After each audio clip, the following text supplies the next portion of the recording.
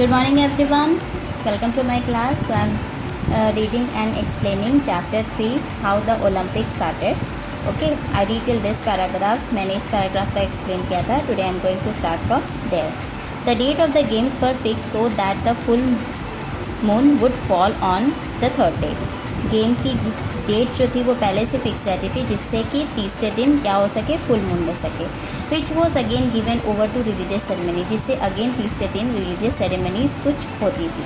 During the afternoon 100 heads of cattle were sacrifice to please the god. Afternoon में दोपहर में करीब 100 के करीब कैटल्स के हेड को सैक्रिफाइस किया जाता था गॉड को प्लीज़ करने के लिए. वो अपने गॉड को प्लीज़ करने के लिए सैक्रिफाइस करते थे.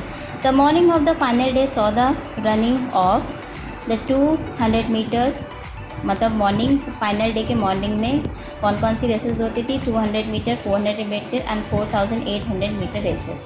But the most popular event of all were boxing and wrestling. लेकिन इन सब में सबसे ज़्यादा पॉपुलर गेम होता था बॉक्सिंग और रेसलिंग का, which followed in the afternoon, जो कि आफ्टरनून में होता था.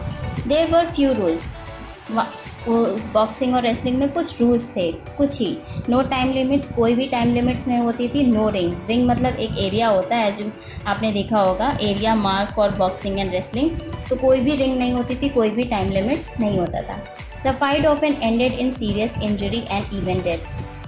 फाइट एंडेड मतलब क्या परिणाम होता था? या तो बहुत सीरियस इंजरी हो जाती थी या फिर डेथ भी हो जाती थी. Victory in these contest was consider as the highest honour. मतलब इसमें कॉन्टेस्ट में विक्ट्री सबसे हाईएस्ट ऑनर मानी जाती थी. When the victor was crowned with an olive wreath herald. As you can see, ये जो रिंग होती है, अभी हम उसे नॉर्मल लैंग्वेज में टियारा कहते हैं. तो ये होता था फ्लावर और लीव्स का रिंग से बनाया जाता था. तो ये एक उनके लिए एक क्राउन के तौर पर किया जाता था, उन्हें क्राउन के लिए. लाउडली प्रोक्लेम हिज नेम, उन्हें पहनाया जाता था, उसके साथ उनका नाम, उनके फादर और उनकी सिटी का नाम भी लिया जाता था. This was the highest honour जो कि उन्हें मिलता था. By the winners did not receive any prize other than a simple olive wreath.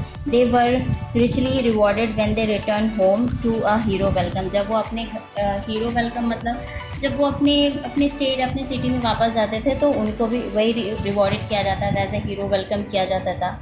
The ancient games were national event with the participants from the several independent cities state of Greece.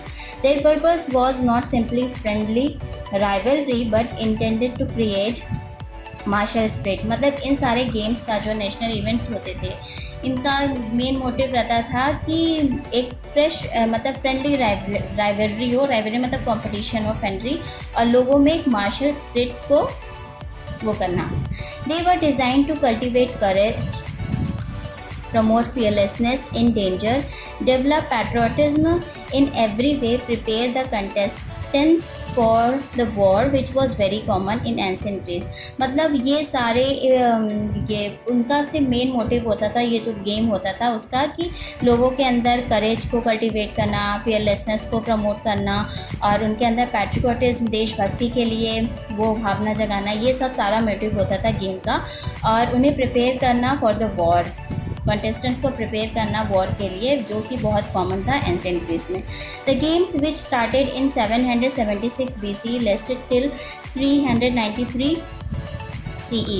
मतलब ये तब 776 से 393 तक था.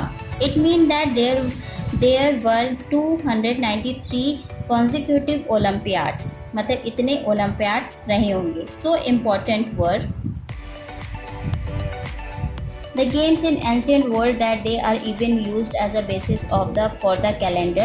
Over the period of time, games were forgotten, but the ancient record preserved given detailed account of the games and event including the celebration. मतलब जैसे जैसे time बीतता गया, गेम्स जो है वो भूलते गए लोग, फॉरगेट होते गए, लेकिन इसका एंशिएंट रिकॉर्ड प्रिजर्व रखा गया, जो कि हमें डिटेल्स देते हैं गेम्स के बारे में और सेलिब्रेशन के बारे में.